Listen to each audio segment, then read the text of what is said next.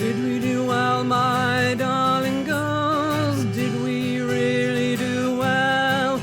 We grew you up to be straight and strong, to do your best to know right from wrong. So welcome everybody. Welcome to our third objectinar. Big thanks as always to the Women's Human Rights Commission for giving us the facilities of their Zoom, and to the resistors for tech help from the wonderful Rebecca, because I'm afraid I'm not very good at technology. Please bear with me if I make a mistake. We will be covering some sensitive topics today, so please keep your children out of earshot if you've got them around you. If you want to broadcast on social media, then that's great. The Twitter hashtag is #WeObject, all one word, #WeObject. As you know, Object campaigns on 5 issues. Heather's been on the board of Object for some time. We campaign on all issues of the objectification of women. We do not like to be used as a resource for exploitation. We are human beings, and our key issues that we're particularly upset about are pornography, prostitution, strip joints, surrogacy, and transgenderism. You can see Heather joining us on the screen. She looks so normal. She looks so gender conforming. But she's too radical for BBC Radio 4. She's too radical for the Women's Equality Party, even though we elected her as an elected official. And she's known as a banned academic. She looks as if butter wouldn't melt in her mouth, as if she'd be more at home in the Mothers' Union than Rad Fem Object. But appearances, as we know, are deceptive. She's a long-time feminist and activist on all Object's issues, and I'm very proud to count her as a personal friend. Heather and I shared an apartment in New York last year with some others while campaigning the launch of the Women's Declaration, and have always, I think, had a great working relationship. I'm going to talk to her about her life and her work. She's written 2 books, Transgender Children and Young People, and Inventing Transgender Children and Young People, and find out how her career and her feminism developed, and how her views were shaped by her life experiences. So we stand entirely with Heather on the misogynistic porn, prostitution, surrogacy, and transgender industrial complexes. We are gender abolitionists, and we agree with her that trans children are made and manufactured, not born, and that transitioning children is child abuse. So Heather, thanks very much for coming on the panel today and agreeing to be interviewed. Hello. You've had a long and varied career as a feminist sociologist. Could you please tell us a little bit about your childhood, how it was for you growing up in your family of origin and at school? What sort of values did you imbibe, and when did your feminism start? Okay, thanks, Janice. Just before we do that, Yeah. I want to say something.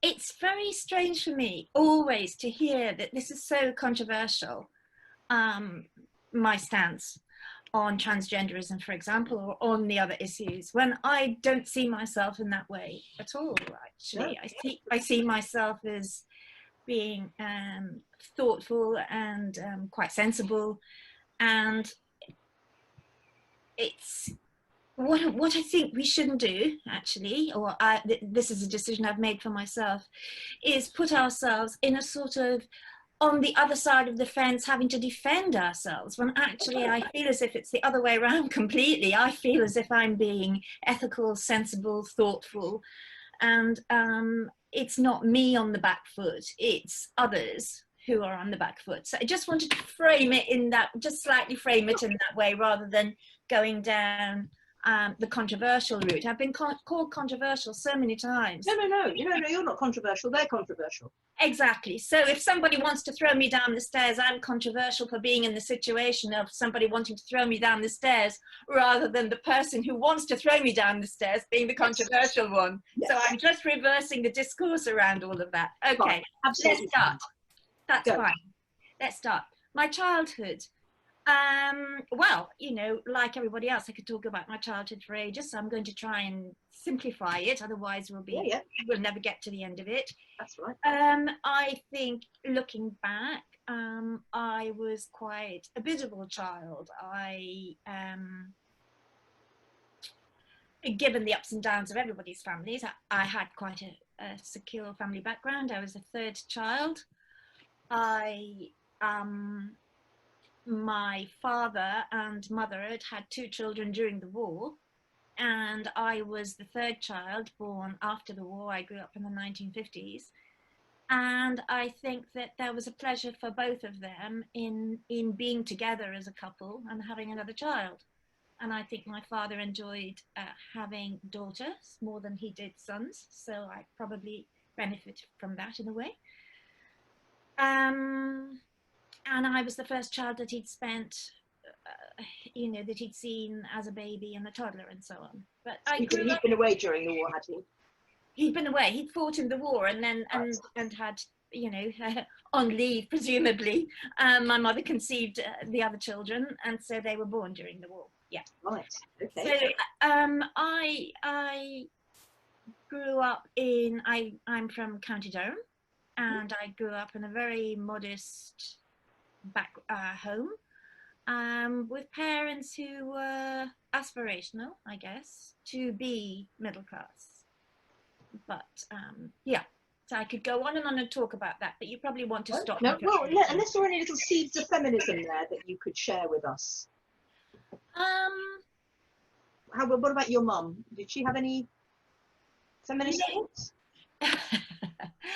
No, not at all. And I ended up being quite cross with my mother, as probably as the experience of a lot of us. And now my mother is dead, and I would love to have some conversations with her now, because the older I get, of course, the more I understand her situation. No, so my mother, when I became a feminist, was utterly disappointed about becoming a feminist.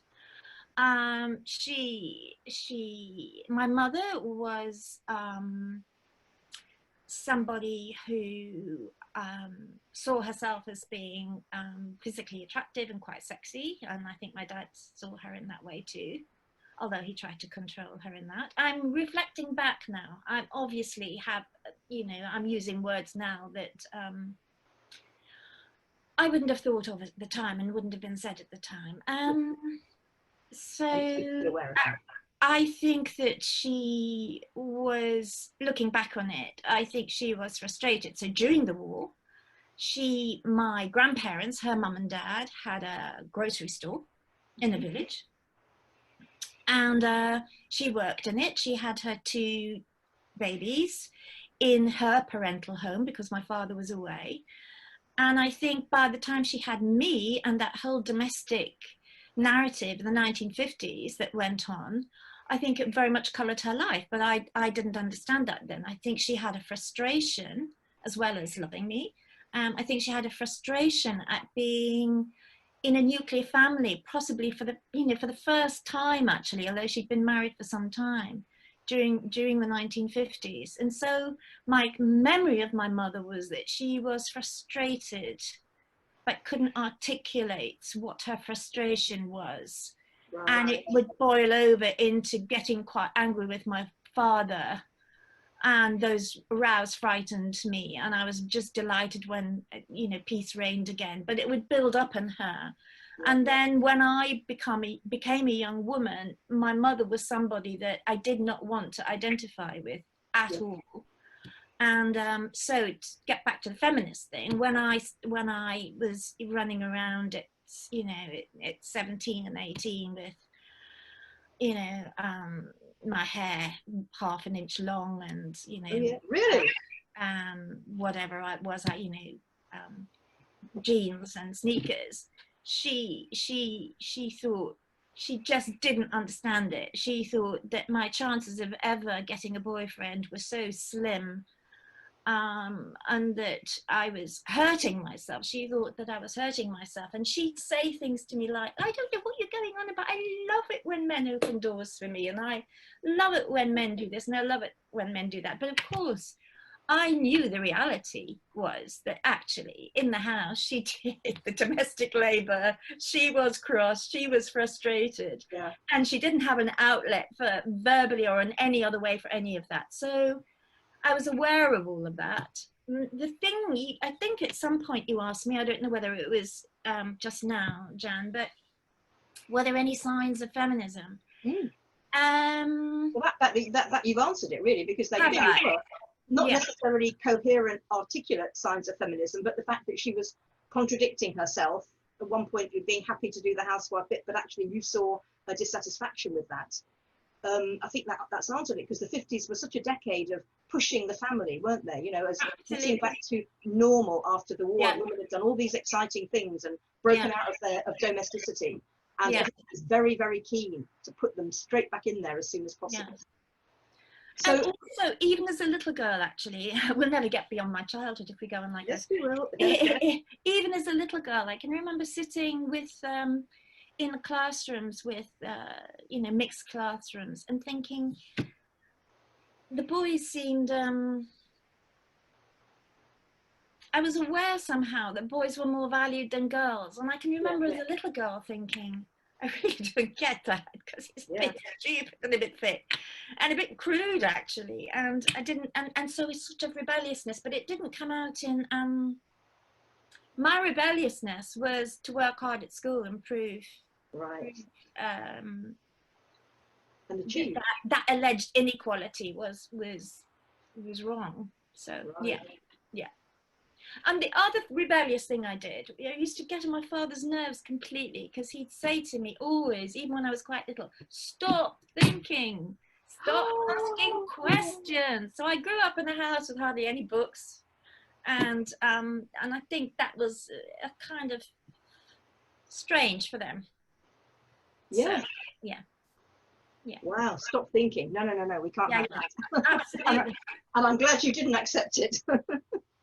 So, what did you go to grammar school, or what about secondary school? I went to a very, not a very good school, actually, because just at that time in the 1960s, the comprehensive was going to sound terribly elitist now, actually, to say that it was not a good school being a comprehensive. They had just decided that comprehensives were a good idea. And of course, you know, it had hardly been long before, you know, since the 1944 Education Act, when the idea of this kind of working class kids going to grammar schools was so revolutionary, and by the 60s they were changing that policy. And so I copped that, and so I went to a mediocre school, which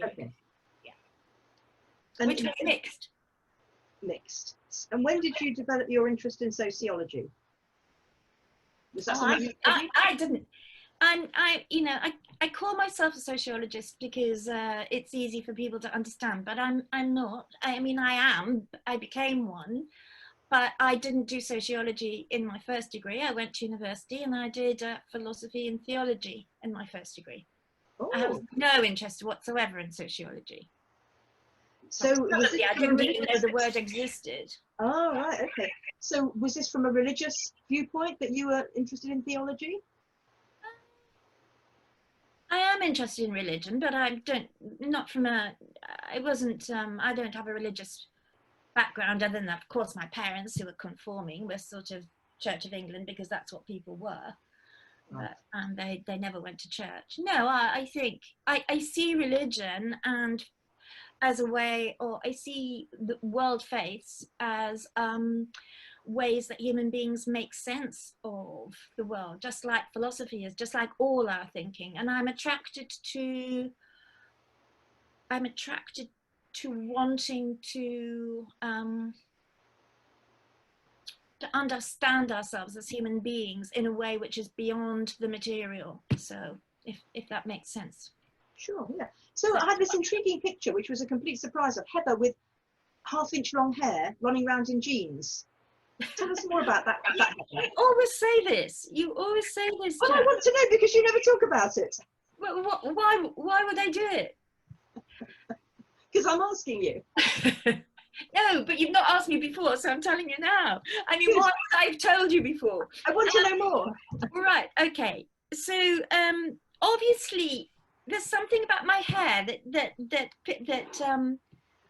hair is very symbolic, isn't it? Yes, for women. And there is obviously something about my hair, because people want to challenge me about my hair a lot. No, I'm not. And I probably have a bit of resistance to discuss it, because I kind of think, you know, it's my hair and I can do what I want with it. But if I did a political analysis or a sociological analysis of my hair, it is a complex thing. So when I was a little girl, I had long hair, because that's, little girls had long hair. And when I was about 9, I don't know where these ideas came from. When I was about 9, I had a fancy for having quite a cool, like a cap style hair. I think it was because the doctor's daughter from the village was had very black, thick hair, and she had it like a sort of helmet, and it seemed the height of sophistication to me. You know, I had that haircut. I was clearly very sophisticated as a child. And so I actually, at that time, I had a boyfriend, a little boyfriend, and we used to go around on our bikes together and do things, daredevil things. And I had no idea that he had a thing about my hair. I'm talking about an 8-year-old boy, by the way, or a 9-year-old boy. Yeah. Yeah. Very quick. And I got my hair cut thinking this was, you know, wanting somehow to have an individual expression rather than something my mother would have done. And he went off me. He stopped playing with me. And he didn't like my hair. He didn't like my hair. So that was the first introduction that I had to sort of objectification. Objectification. Absolutely, absolutely. So anyway, moving on from that story. Well, how did you feel about that? Were you upset? Of course, I had no idea that he was interested in my hair. None whatsoever. You thought he liked you as a person. Wow. I knew there was a story there, you see, I knew. But I didn't grow my hair until I was 40 years old. Right. And there's a story behind that, but we're jumping ahead. We'll come back to that. The next story, a few years on. And I tell you something, before we do that, I think that I have been policed around my hair quite a lot, actually. And in the feminist movement, I felt I was policed around hair. Yeah. And it's quite rebellious of me to grow my hair. And I like hair. I like long hair. So there you go. That's absolutely fine. Yeah. I think the policing within the feminist movement would be interesting to come back to, maybe in another context. So you're at university, you're studying theology and philosophy. And, you know, what sort of things are you up to apart from studying? Oh, gosh. Well,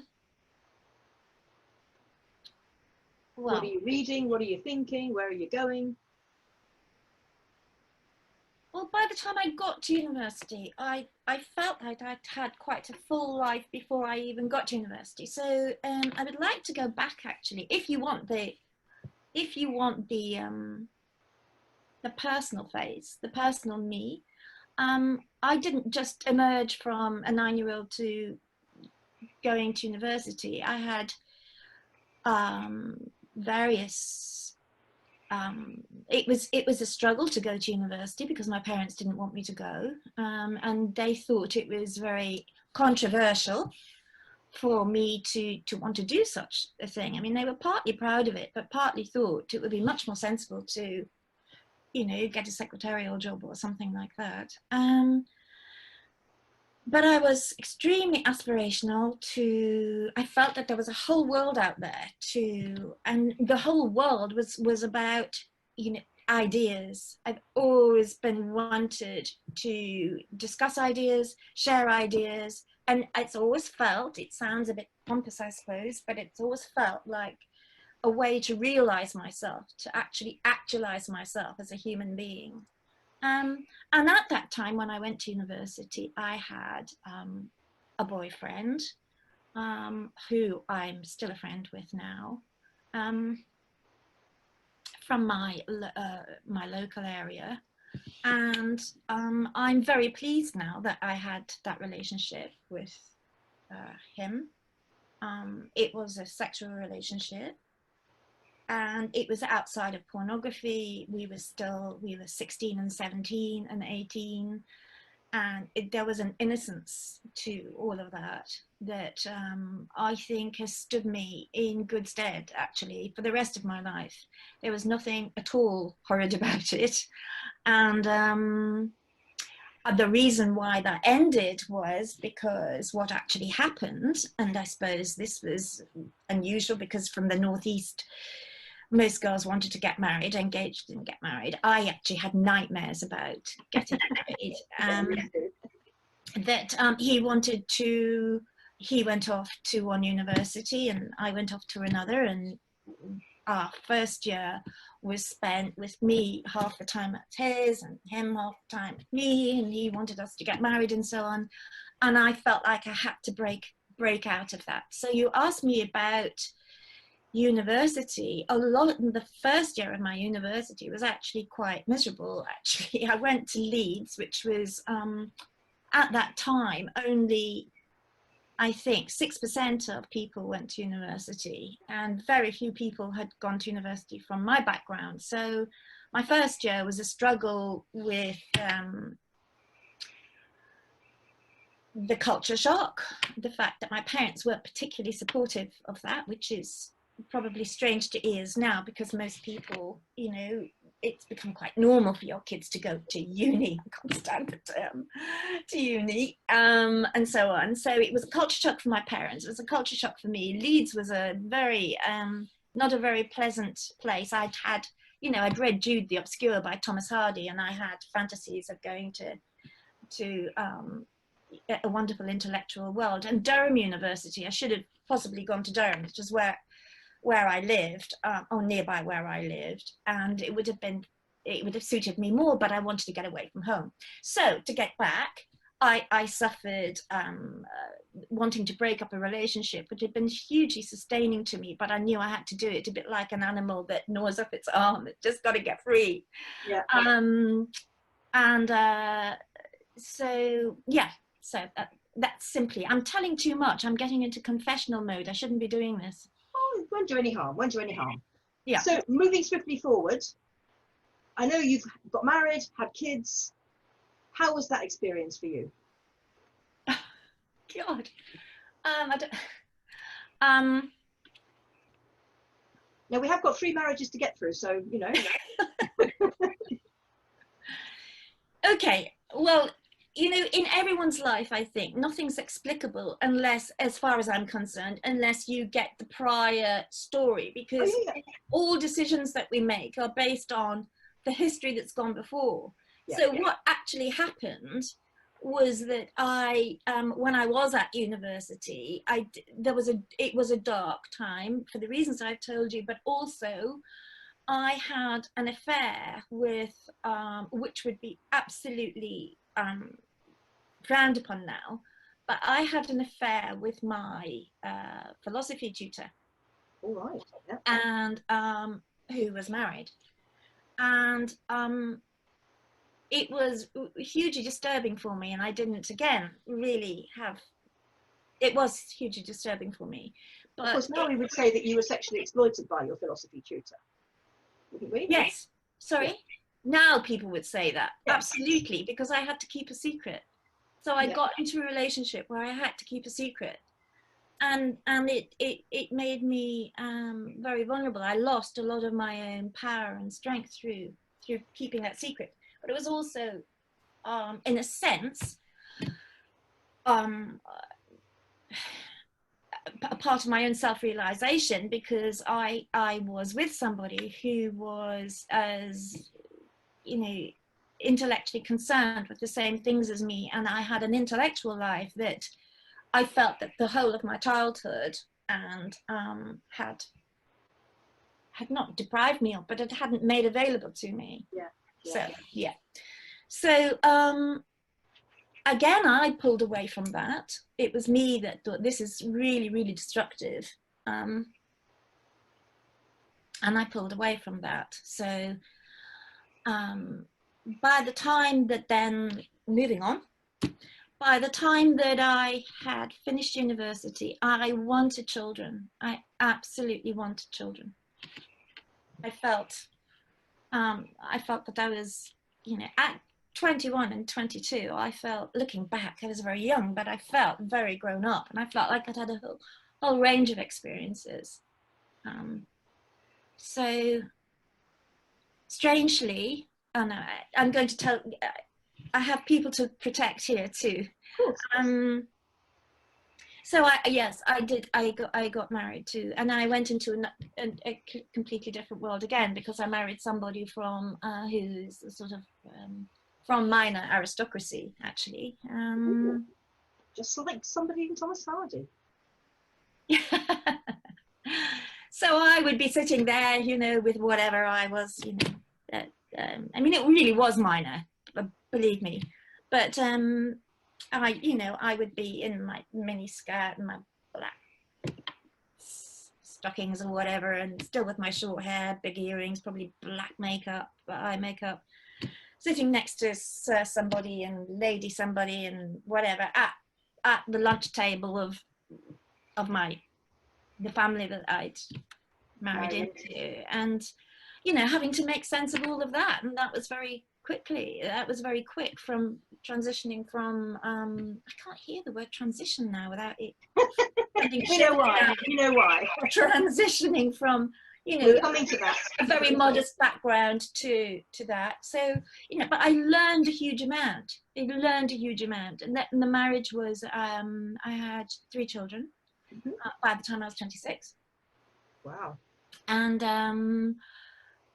I'm still friends. Again, I'm still very good friends, actually, with that person. Again, I did the moving away from that. So the very significant thing that happened then, really significant thing, was that I understood something about women's bodies from that period of time that I couldn't have had if I hadn't had children. It was very difficult to talk about this, because I then end up feeling that I want to protect other women. I don't want women to feel bad if they haven't had children, if they can't have children, if they've chosen not to have children, and all the different ramifications of that. And I'm going to talk about that. I want to just stop a minute and there's 1 or 2 people that would like to ask or comment something. So I've got a whole list of people here.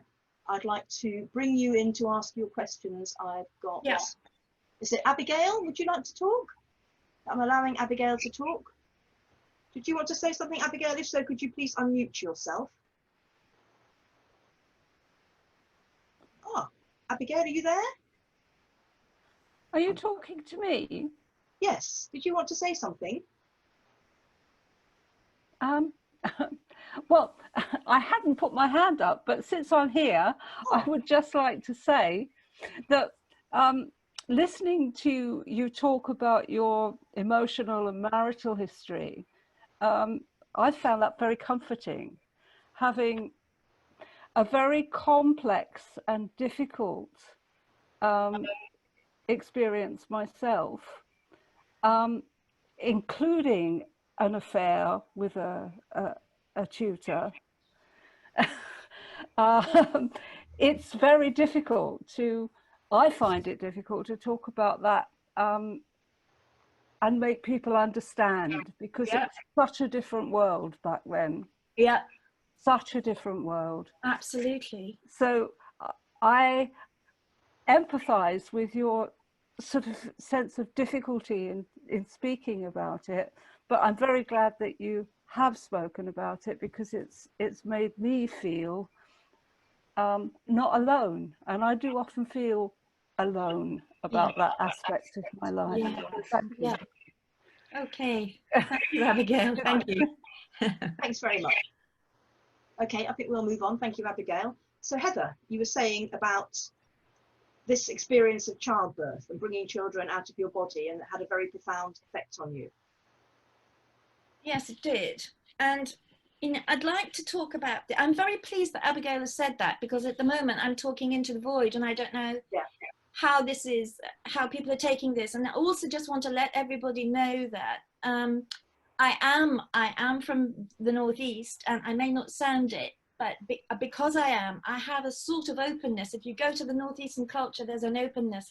And I even the age I am, I find myself just being open and then discovering that I've said something and the whole world wants to come on the top of me. So if you can imagine that I'm just being myself now and I'm being open. So to have somebody responsive in a positive way rather than, you said so and you mean that you're killing me by saying that. So I'm worried about people feeling that I'm killing them if I talk about I don't think childbirth. I think they'd quite like to move on to the issues that we're, you know, the big feminist issues. But I think obviously the experience of having children with your body is a gateway to that. Well, absolutely it was. Absolutely it was. So, of course, by now we're in the early 1970s and feminism is raging and I'm in there as a feminist and so on. So absolutely. But I was also having babies. So that put me into a very strange situation. But I'd like to tell you a little bit about this, with the story rather than the larger analysis. So I had a baby. I had a baby in hospital, and the first baby. I have 4 children, and it was at the point of high tech in hospitals where it was assumed that women couldn't give birth unless they had machines attached to them. And I didn't want to have this at all. And it would be regarded as a kind of assault now, that I was refusing things. And, you know, I refused pethidine and then they just gave me a shot in my bum, and so on and so forth. So and then, you know, I had an episiotomy. In fact, it was pathologized. The whole thing was pathologized. But I knew in myself that at every stage I had been capable of having that baby. So I felt that the experience of giving birth was like an assault on me. And the thing that got me, actually, and I hope people don't get upset by this, the thing that got me was that the other women in the hospital were grateful. They said, oh gosh, you know, if it hadn't been for Dr. So-and-so, so there was this sort of admiration for these male doctors. And it wasn't just male doctors, nurses were doing it too. But the admiration or the gratitude that women had for the doctors who would just sort of wander in and wander out at various points. And I think, I just feel as if I've been assaulted. As it happens, I have never been sexually assaulted. That was a feeling of being absolutely, I've not been raped, so I can't say it felt like that, but it had elements of that. And I felt that the women, that I couldn't talk to the women about it. I didn't have a social solidarity with women, so I felt completely alone with these peculiar realizations about the patriarchy, which I knew perfectly well about the patriarchy, but from reading and discussion and consciousness raising groups, but there wasn't a way, in a way, to talk about how I had wanted to claim my body as being functional, completely capable of giving birth, and that was a humanizing experience to give birth, and that the care I had for my child was a humanizing experience, because that got fed into, and I could now talk for hours about it, what was also being described at that time, which was biological essentialism. If you felt that somehow I was being heteronormative, I was just, you know, fulfilling some traditional role. And so that was a very significant time for me, that, you know, of the nodal points of significance throughout my life, where I wanted to hang on to I realized that patriarchy is enacted on the body in every different way, and that it's through rebellion and resistance to that, which sometimes means claiming your body. So the trans thing now is just like decades after I very first had that feeling then. So I'll move on. I had So natural births after that. big step forward. Well, so can you tell us when you first became aware of the big feminist issues, the porn, the prostitution, the surrogacy, and the transgender issues? It's difficult to imagine a time when I wasn't. I mean, the porn thing, again, you asked me what it was like at university. Pornography was so, I was going to say rampant. I can't think of a more eloquent word at the moment. It was rampant. That's probably the correct word for it. It was so rampant then.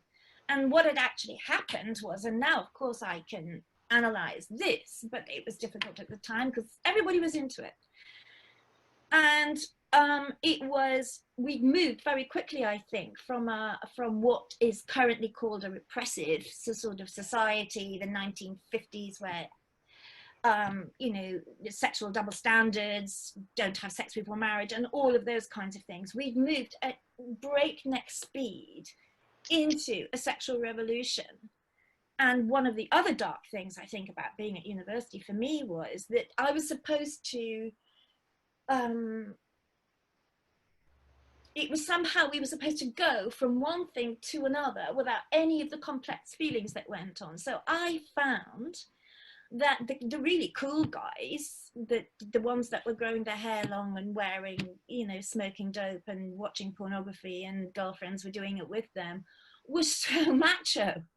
And yet there wasn't a discourse there wasn't a language to talk about that, because they were allegedly, you know, breaking all the rules of society, rebelling against parents and so on and so forth. And pornography was part of that. And I can remember feeling really disturbed by it. And you know, a boyfriend, it wasn't Dr. Philosopher. It was somebody else later on who sort of thought that what it was to do was to be cool, to look at pornography together. And I can remember feeling it was the most unerotic thing for me. It felt hurt. It made me feel hurt. So I've never not hurt for the women, actually, and hurt for the potential between two people, if you're going to look at another image. But I'm aware that some people are going to get worked up by that, so I better pull back. What about prostitution? When did that cross your path?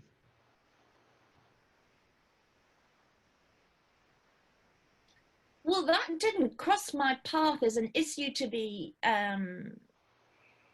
thought through. Obviously, all of these things I had thought through. It seemed to me that prostitution was an example of, you know, the use of women, the exploitation of women, and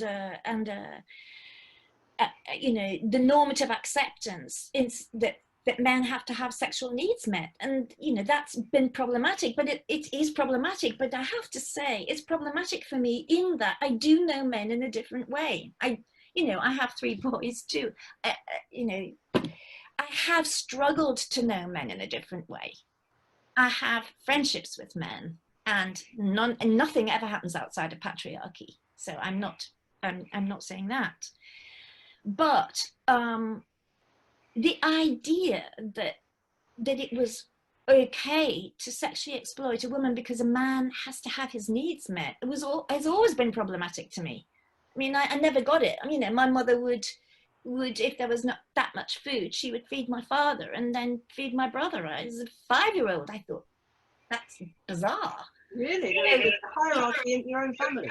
Yeah, so there was never a light bulb moment where I went from you know, not seeing something to seeing something, because I'm a sensate live person. I saw it as a little girl, and, you know, you incorporate it into your life.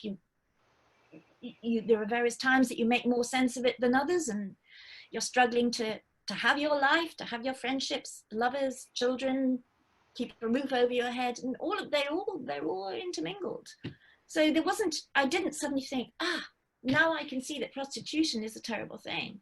Yeah. Time, not at all. It was clear, you know, also from the northeast of England, I know perfectly well, you know, the women who were prostituted in Newcastle. It never seemed to me to be about sexual liberation or glamour, ever.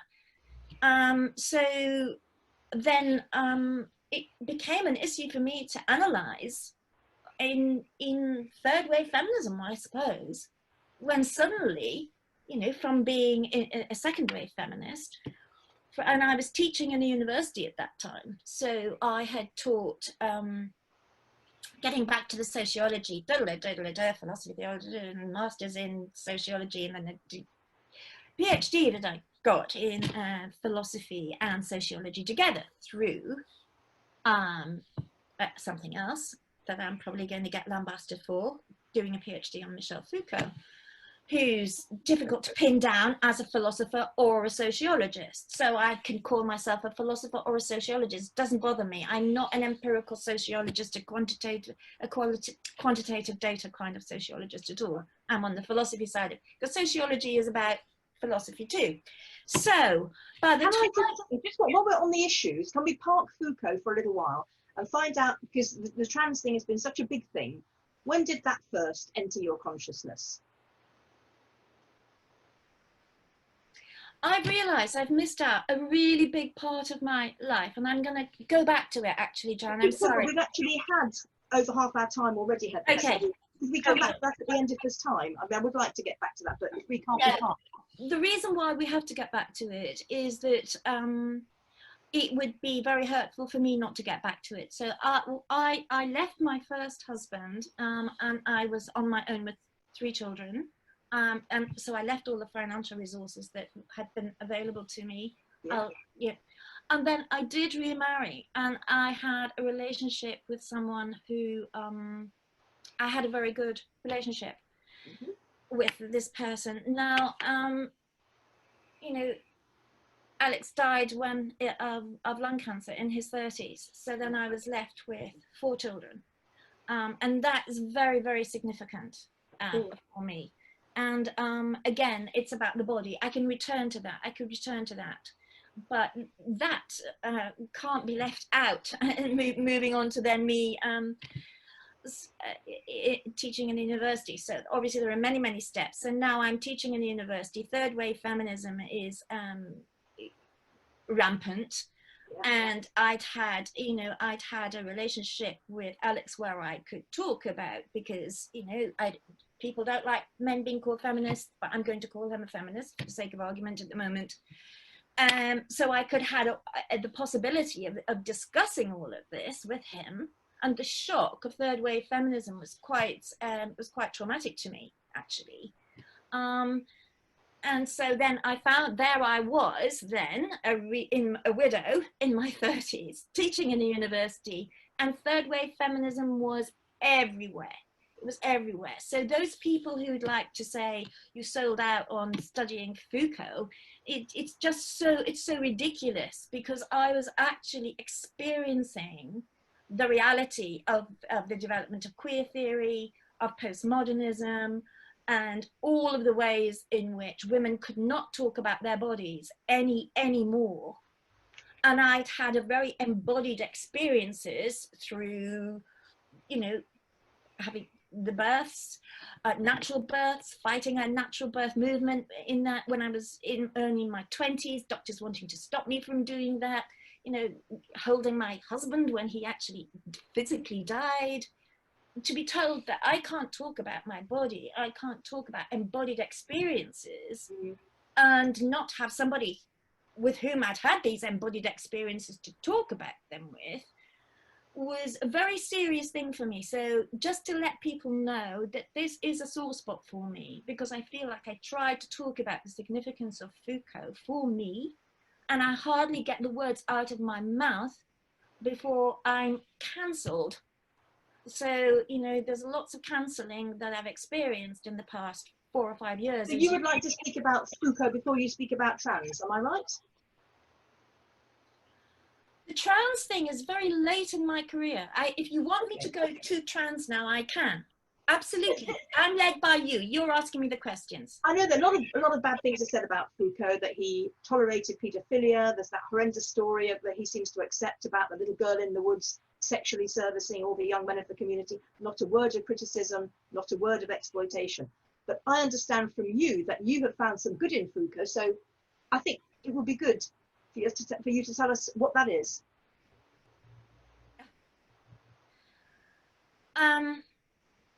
Well, since this isn't an academic exchange, and I would love, just as an aside, to actually get into a situation where I can speak about Foucault in a way where I am heard and I hear the other person's criticism, and we can have a dialogue about it. This is not going to be the forum for it, I don't think.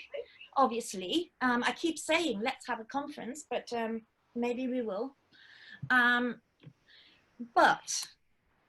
if we go to the trans thing, I can tell you that Foucault has hugely helped me in thinking about the trans thing. So I can draw the two things together. Okay. So I can go back to the politics of the trans thing, how I got into it, all of those experiences. I'm very happy to do it. Yeah. But what was so shocking to me when I just like third wave feminism was so shocking to me, you know, prostitution, sexual liberation, pornography, sexual liberation, and all of those things. And you couldn't speak about it because you were just castigated as some sort of religious bigot who'd just emerged from the 19th century, you know, and all of that. It's tying into, you know, capitalism and, you know, the lack of critique that was happening in third wave feminism is still shocking to me. But anyway, what I had done during this period was always used Foucault because he's excellent on how it is that as human beings we are the product of, rather than that we're you know, liberal agents of right, and so on. And he's very good on that, and he brings something that I think I haven't got from any other theorist actually, and he's very good on power. He forgets himself, obviously. I'm not married to Foucault, by the way. You know, people get very worked up about is if I'm in some sort of strange relationship with Foucault. He's an intellectual friend who I disagree with in many ways, but he gives me things. And what he gives me is a way to understand that some power isn't a zero-sum game. It isn't either you're powerless or those bad people over there have it. He has a way of persuasive, as far as I'm concerned. I can think of all the people that may be listening to this wanting to disagree with me at the moment. Yeah. So I'm just going to continue at the moment, if that's okay, or shall I stop? He's quite a brutal theorist in a way, because he gets you, as feminist theorists have also done, to reflect upon oneself, and how oneself is a product of power and knowledge and ethics, and how we also mobilize it, not particularly intentionally. And we do that. So, you know, I could easily see how an analysis of pornography really fits into that. Yes. So, you know, I taught young girls, sorry, I shouldn't say that. They were actually women, but they felt very young to me. You know, women of 20 and 21 who would say things to me like, if my boyfriend doesn't get hold of my hair and, you know, call me terrible names and do things to my face, I don't think he's man enough. And, you know, it was so, to me, that's very disturbing that young women would see that as a feminist resistance, that they would participate in that. And the solace that I got actually was from the philosophical concepts that Foucault had made available to me about what actually happens is, at the very moment that you think you're being your most authentic self, is probably the very moment that you're actually an object or a subject, because you feel yourself to be a subject. Yeah. You're subjectified by power and knowledge and ethics. They're three integral things. So knowledge is never separate from power relationships, and nor are ethics. So by ethics, I mean thinking about pornography as an ethical discourse, which is what these young women were. They saw themselves as being humanly or liberated as women through it. It's exactly the moment when they least were liberated. At the very moment they least were. And I don't think that I would have got that, obviously, and would have understood that. But there's some way in which Foucault really is transformative, as far as I'm concerned, in that. So, getting back to the trans thing, I had done analyses like this using Foucault without anybody, or, you know, calling it sociological or whatever, philosophical. It's called, you know, a genealogy, using the method of Foucault, which is to trace back how we become the subjects that we are and think that this is our authentic self. There's a term, genealogy. It's just a way of tracing power, knowledge and ethics. And nobody bothered about it. In fact, you know, I had also done a book on pornography, which you didn't mention, Jan, right. Where I'd used Foucault throughout that.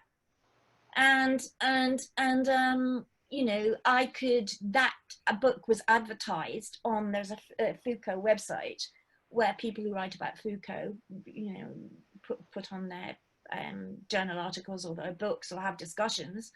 I'm banned from that now, by the way. Well, not banned, they just ignore me. They don't publish anything of mine on there, even though it's Foucauldian.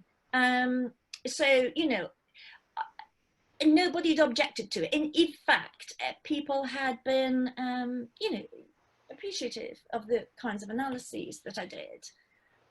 I apply exactly the same thing to transgenderism, and suddenly the world has gone absolutely crazy. You know, that apparently, interestingly, given that Foucault is the darling of queer theorists, which I disagree with completely. I think they've got him completely wrong.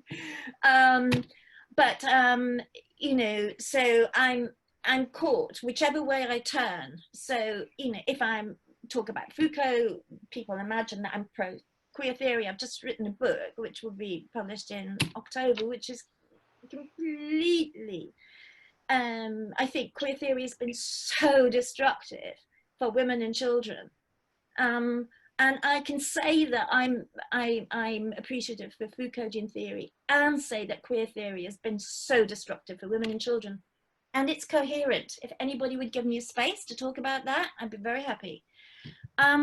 Sorry, I've forgotten what you were saying now. Carry on. I'm losing myself. When the average woman in the streets first heard about I knew about your stance, but tell us what happened on the Moral Maze, because this is a Radio 4 program that's supposed to be an airing of debate, you know, a home for diverse views and, you know, serious debate by people who know what they're talking about. And you I don't know, you were very, what you said sounded to me entirely sensible, and it was received as if it was, I don't know, a hurricane or something. It was horrendous. What happened? It is quite astonishing. It is quite astonishing what's happened in our culture at the moment. It is. It's. Did you know on the Moral Maze that this issue was going to come up? Well, I went on to talk because I'd written the book. It wasn't just me, by the way. I did it with my colleague, Professor Michelle Moore. Yeah. And there were contributors to the book as well. But it had been conceived of by Michelle and myself, and so she is any appreciation for the book goes equally to Michelle as to myself. I don't think Michelle isn't a Foucauldian, by the way. So when this is the anomaly that's going on, there's no question, people aren't rejecting me. People who are pro the transitioning of children aren't rejecting me because I'm a Foucauldian. They couldn't care less whether I was or whether I wasn't. What I said on the program was very bog standard stuff that from any developmental psychological point of view or sociological view about childhood. I mean, it was so bog standard. It really should have been hardly worth responding to. Yeah. And it's that fact that those traditional disciplines of psychology and sociology, looking back at, seeing that the child goes through developmental stages and that we're all in a social context, quite clearly we're all in a social context, and that children grow up in specific social contexts. All of us listening to this are in a social context. In 100 years' time, this will seem whatever it seems to, if anybody ever listens to it. So what happened when you went on the moral maze and said that? Transing children as child abuse? Well, firstly, I was astonished by the hostility with the people. And so I don't want to, I've had so much hurt actually that I don't want to stir up anybody going back to that period of time and kind of engaging me again. I'm fine with this. But I want to say that there, in that room, when I was being interviewed, there was a hostility to me for espousing the idea that a child wasn't intrinsically trans. And obviously, I hadn't realized at that time that that had become so embedded in the culture and has become an incontrovertible truth that transgenderism is inherent and you're born with it. I hadn't actually, because it's nonsensical, it's irrational, it is illogical. It goes against all that we know. It goes against everything, and there is no substance to it. If you actually analyze it, which I have at great length subsequently and before then, otherwise the book wouldn't have happened. But there is no substance to it. Nobody wants to talk about the substance to that claim. No. You're immediately categorized as being the most unethical person without humanitarian values, who is a complete and utter bigot, who has no comprehension about the world. And as you can imagine, having done that book in my 60s with a whole range of the experiences I have, and having been totally tolerant all my life, to be actually pigeonholed in that way was a shock. It was so shocking to me. But I've learned from it. I didn't think that through my 60s it was going to be such a learning period, but it has. It never stops. I believe it never stops. It never stops. And pray God it doesn't. But at various points, I prayed God that it did stop, because it became extremely painful. And not painful, people might think, when I say painful, it's not just that people are getting at you. It's that the shock, the biggest shock for me, has been my fear, actually, of the ways in which society has a groupthink. And the way that there are certain people who I respect, there was actually someone on the moral maze who I felt was agreeing with me, but would not say it. And that was the beginning of me realizing that it wasn't actually the beginning of me realizing, I've just written a new book. You'll hear all about it, read it, because I go into the story about how I became interested in trans. So let's not go into that now. It's all in the book. But so to extent, moving on from that, what's happened in the Women's Equality Party? Because I imagine that you, like many of us, greeted it with optimism and excitement. And I remember being at the conference where you were elected as the spokesperson, not just appointed, but elected by vote as the spokesperson on violence against women. And then, what happened there? Well, you have to realise that when I spoke on the Moral Maze, I was already the spokeswoman for the Women's Equality Party. Yeah, I was in the Women's... So going back again, I've been a Labour supporter all my life,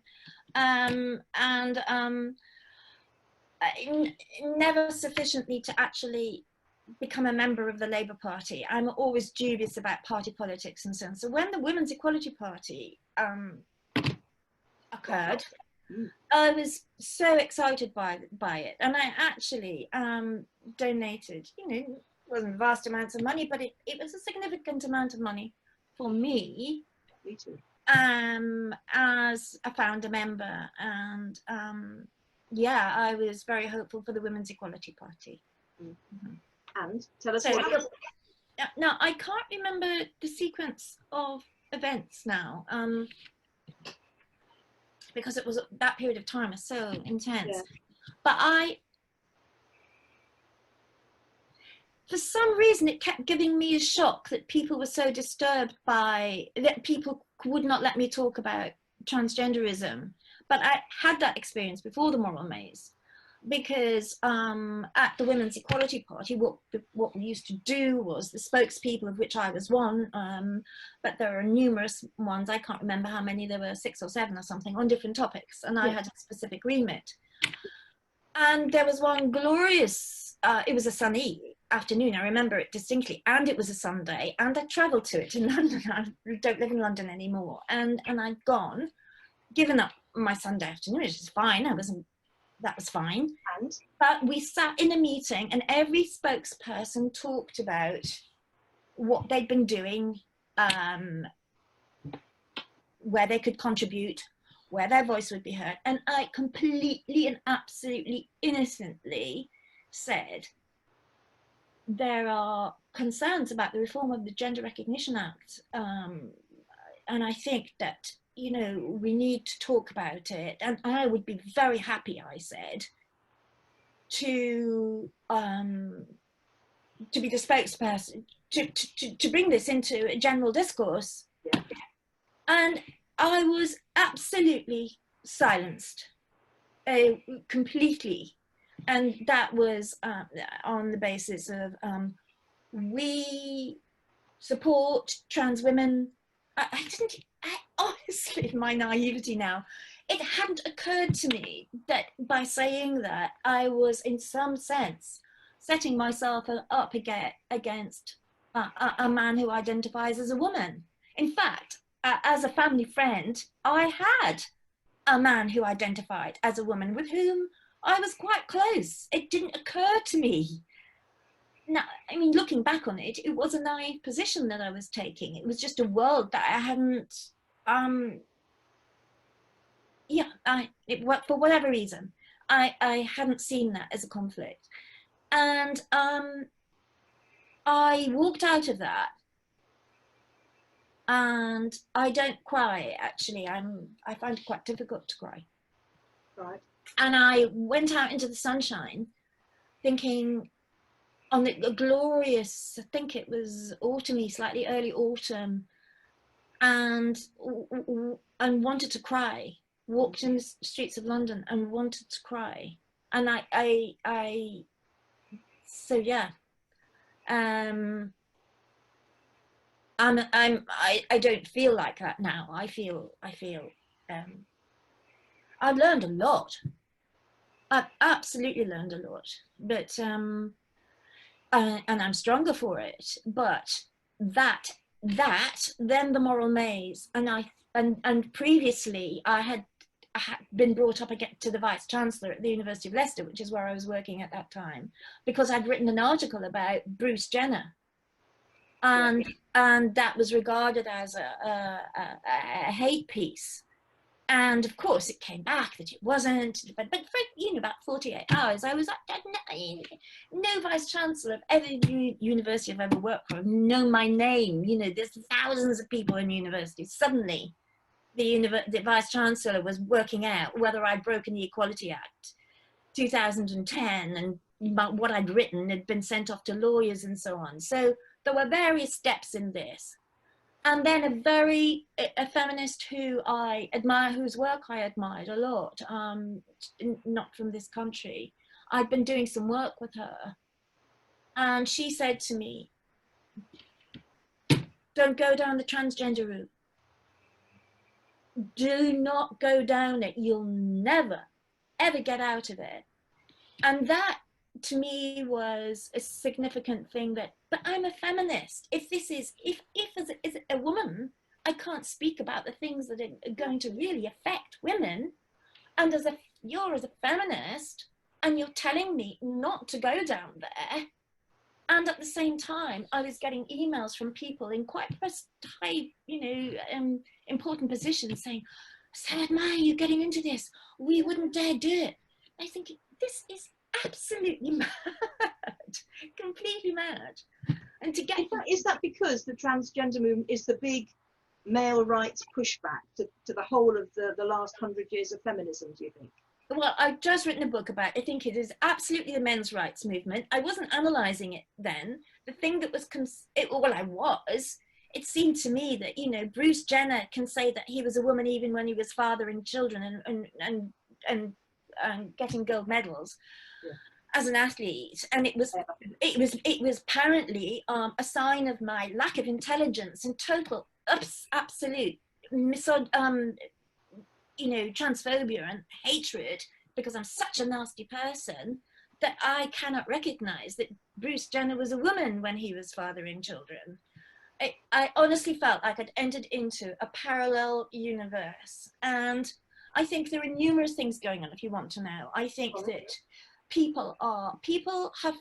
I had to go through a period of time of being very, you might think, slightly misanthropic, actually, because I've realized how scared people are. Yeah. And it's been a disappointment to me, actually. But apart from that, you know, one gets over these things, one is hurt for various reasons, but it frightens me that I can absolutely see how the most terrible things happen in the world, where people fight each other and kill each other for an ideology, or people daren't say this or daren't stand out of line. I have been taught, so I would not have missed it for the world, actually, looking back on it. It probably stuff it would have been much nicer if I didn't know. And, you know, I happen to have a very lovely garden at the moment, and spending time in it would have probably been far more healing than what I've been doing. But it's like the truth. And so if I go back and make connections with when I was a little girl, I always wanted the truth. For some reason, I wanted to know what the truth was. And it got set up that me seeking the truth was an act of rebellion. So if I do a psychoanalysis of myself, I could probably see threads back to that feeling. That's saying, don't ask questions. Yeah, like I'm being shut up. Don't see that. Like, you're not supposed to see that, and certainly you're not supposed to speak about it. Yeah. And then witnessing that people see and speak about all sorts of things and behave very unethically behind the scenes. And that hypocrisy and the disparity of all of that. I honestly feel, I'm coming over as a bit passionate about this, I think, but I honestly feel that the only way to live with myself, having seen all of this, is to keep on sticking with it. And if they kill me, do you know what? I've had a really full life, and I don't want to be killed. But it actually almost did feel like that at certain points. At one point I was thinking, do you know what? Somebody's going to find out where I live. Yeah. And I'm incurring or inciting so much violence by saying that we need to look after children's bodies. Yes. And not sterilize young women. And how has that become the most unethical, the most violent thing to say? Yeah. And how come nobody else is saying it? How come all these child development specialists and people are afraid, and refugee, how come these people are not saying it? These people whose specific remit is to protect women. Protect children. Or you don't have to be a feminist to see this either. You know, it doesn't have to be, I think just at a human level, to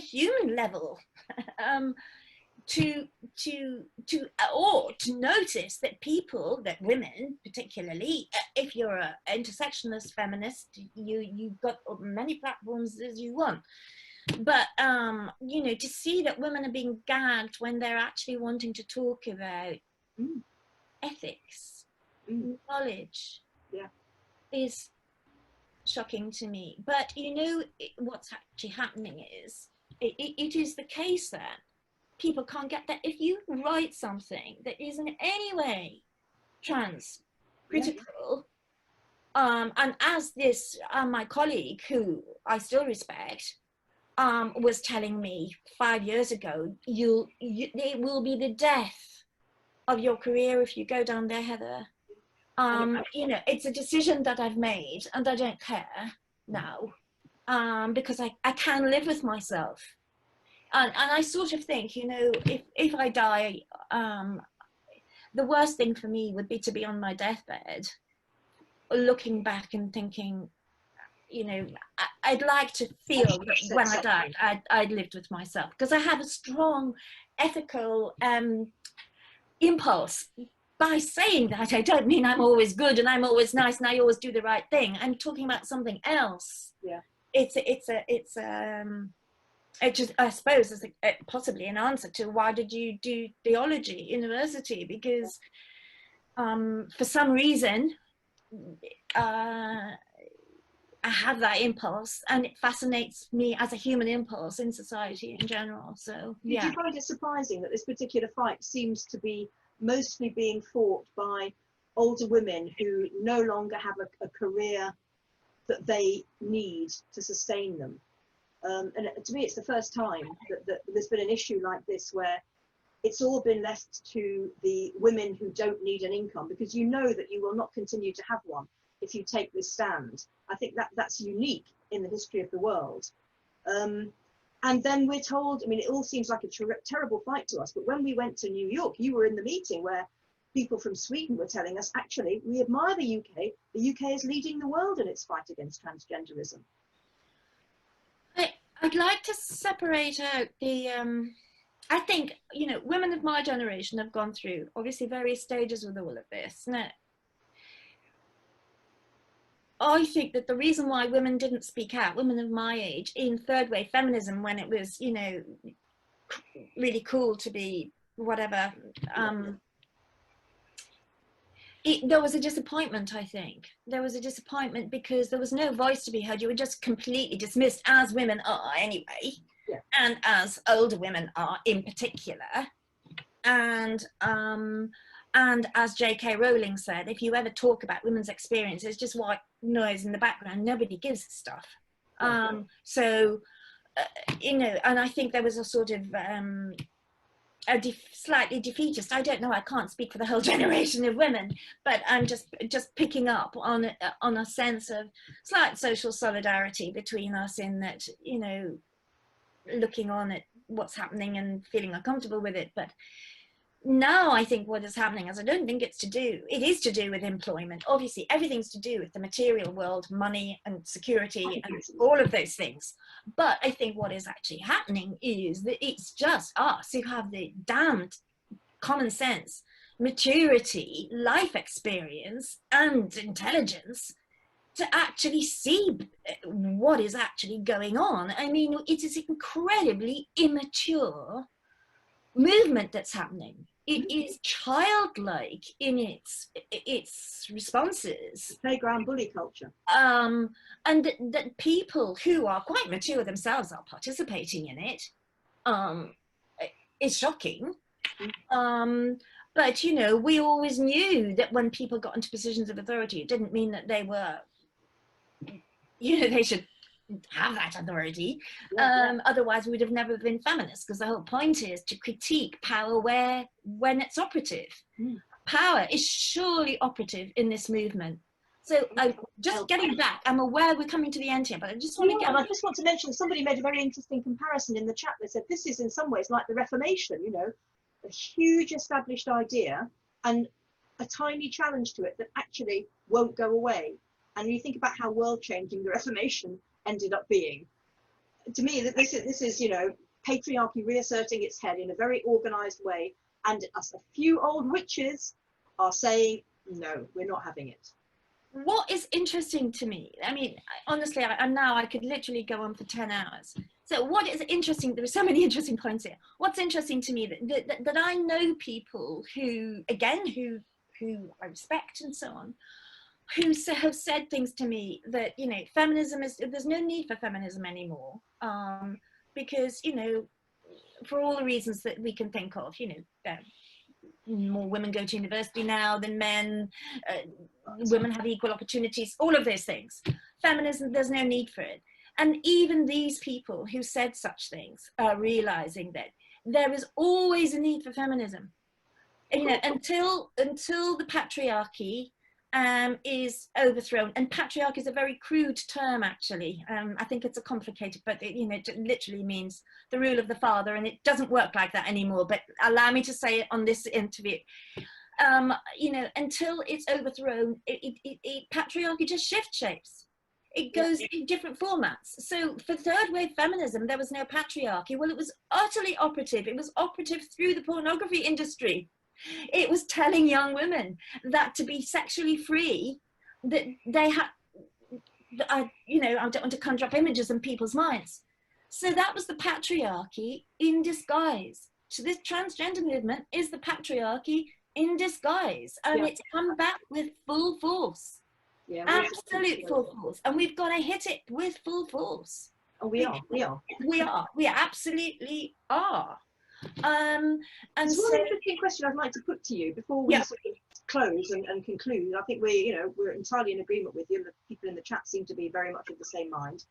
Somebody's asked, they like the way you framed it at the beginning, that it's not our view that's controversial, really. And somebody says, it seems that all the way through the discussion, you're preempting attacks from feminists. Are you more concerned or hurt by feminists' opinions of you than by your experiences with male rights activists and trans rights activists? That's whoever that person is. It's sorry? I don't know who it is. Yeah, it's an excellent point, and because she's picked up that I do have a hurt about that. Absolutely, I have a hurt about that. Because, you know, fighting the patriarchy is hard.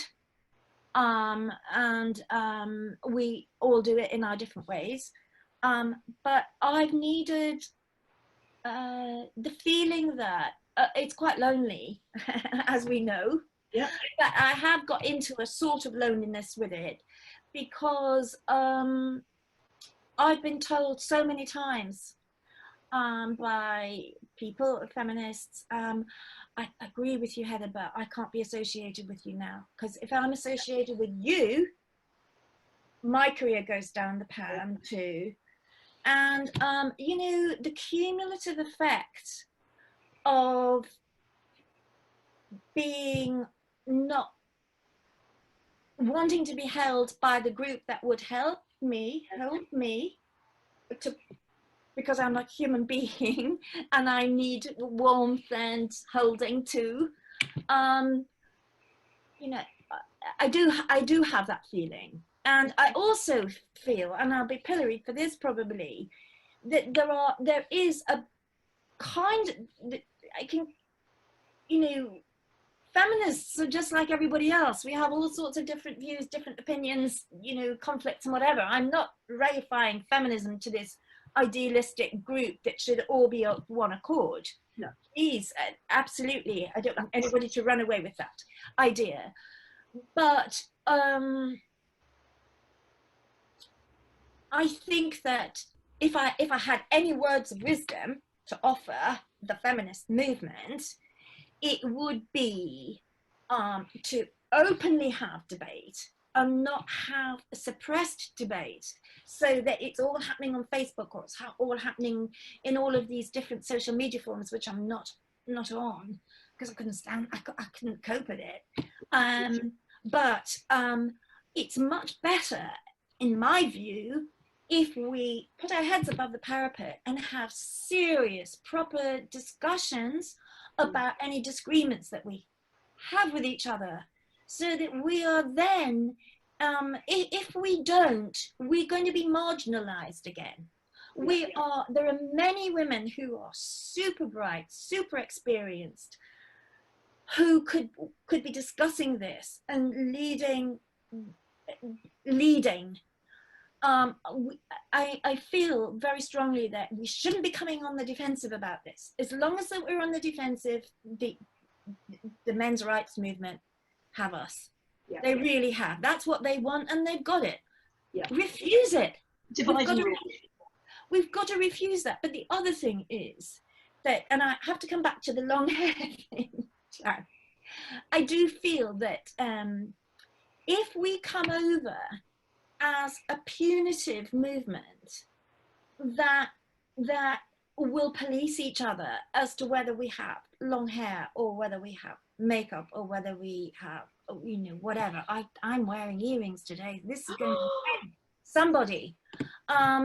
Really, I'm lost for words at the moment. I was going to go into a justification for that, but thinking, why should I? I'll come back to that. I think that what we need to do is know that with all our differences, none of us are free from the patriarchy.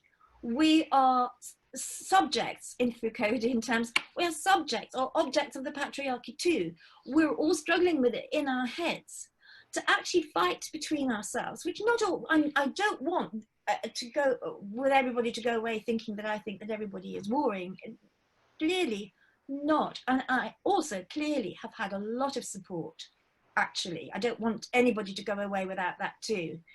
I've had a lot of support, but it's largely from individuals who are behind me.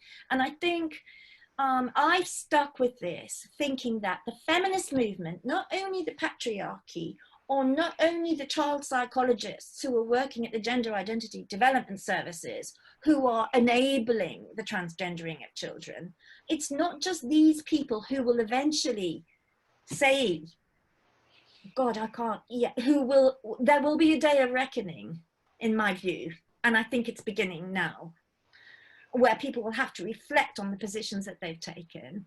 I also feel that I've struggled in the past 5 years thinking at one point this is going to become so mainstream within feminism to talk about it, just like nobody blinks an eye if you give a paper on pornography.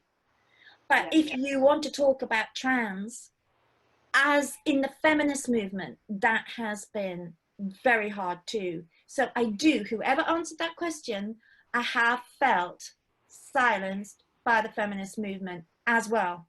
But I'm very glad that you've carried on talking, as have carried on talking. Other people. Talk. It's the issues on which they're trying to silence you that you have to keep talking on. Yeah. And I'd just like to mention something that's come up in the chat from Jean Malloy up in Scotland. We've been talking about all the problems with it, but looking to the future, Jean says this is also a freedom of speech issue, a reality issue, and an issue of how much we trust our rulers. If they can force us to pretend to believe this, they can force us to do anything. And so this is not just the trans issue. This is the we can tell you what to think issue. This is the real 1984 issue. So not just because it's rubbish should we fight it, but because there'll be a hell of a lot more rubbish where that came from if we don't fight it. Well, Jean, thank you so much for that. I would have, again, I could be talking for another hour about that. That is the thing, I think I did say it actually, I think I did touch on it. That is the thing that has frightened me more than anything else. It's actually frightened me more than somebody knocking on my door in the middle of the night. Yeah. It is that I hadn't quite understood how government could work in that way. And again, I'm going to come back to Foucault, and I'm a Foucault bore probably, but that sense about how we're governed by consent, and consent is arrived at through a complex set of institutions, knowledges, and so on. And what is actually happening is we are being, if we go along with this narrative, it's a hackneyed metaphor, but I'm going to use it, of a Trojan horse. The men's rights movement has come in through a Trojan horse as diversity and inclusion and liberalism, and all our ideas back to us. Yeah, all of those things. Exactly. We're being and guilt tripped through it, like, oh God, if I think that must mean I'm not somebody who wants to include a person. I want to include everybody. That's the whole point. Yes.